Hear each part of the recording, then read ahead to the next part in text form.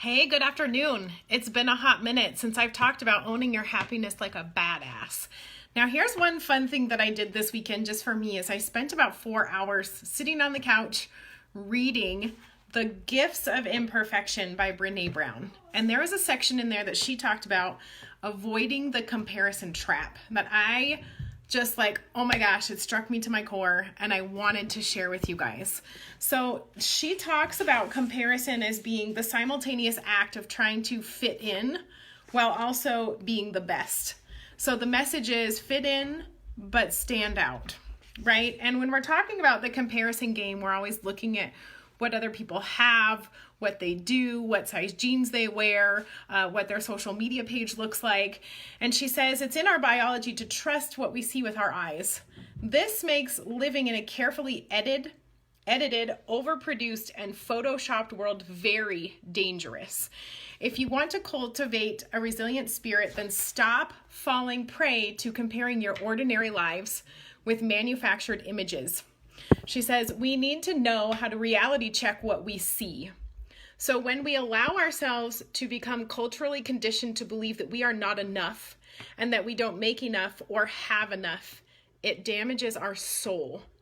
This is why I think practical critical awareness and reality checking is as much about spirituality as it is about critical thinking.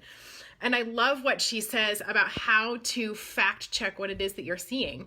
She says, when you are taking a look at something, especially images on social media or on magazines, there are 3 questions that she offers that are really, really good filters to run your thoughts through.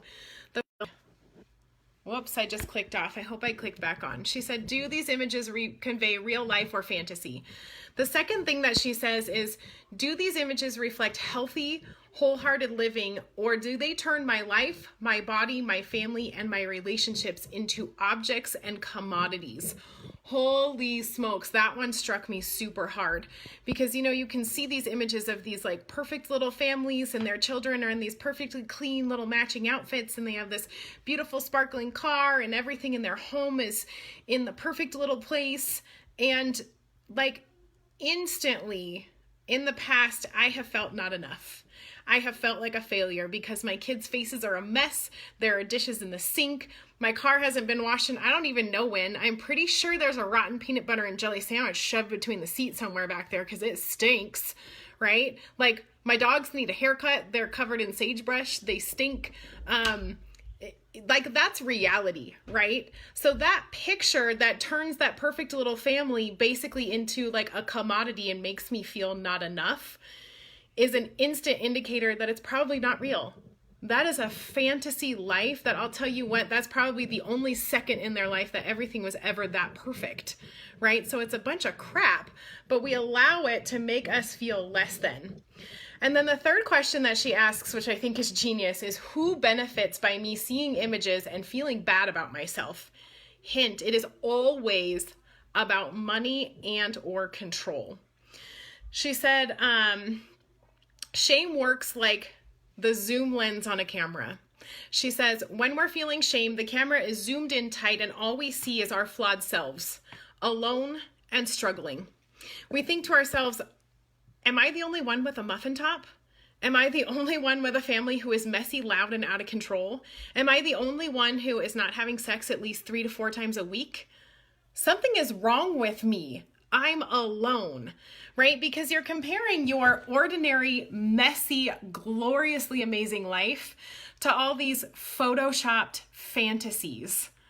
And it is destroying you. It's destroying your self-worth. It's undermining your self-love. And it's setting you up to compare yourself to a reality that number 1 is fantasy and number 2 is never going to be achievable. So when you get caught in that comparison trap and you allow yourself to feel less than, you lose all of your control. And it is very damaging. And when you talk about owning your happiness, that really, really undermines your ability to be happy because you are never going to measure up to somebody else's photoshopped version of a perfect life. It's never going to happen. And so let me just encourage you to fact check what it is that you're seeing. Number 1, is it reality or is it fantasy? Who stands to gain by you feeling bad about it? And do those images that you're comparing your life to turn your family into a freaking commodity, right? Because somebody out there in marketing probably has to benefit from you feeling shameful about yourself. They want you to go to the car wash and spend $1 million a month having that perfectly shiny car, or they want you to shop at the trendy designer clothes store so that all your kids match all the time. And let me just give you permission to be real with your life and to stop comparing yourself and stop making yourself miserable, because you are worthy. Your life is enough and you're amazing. So own it. Much love, you guys.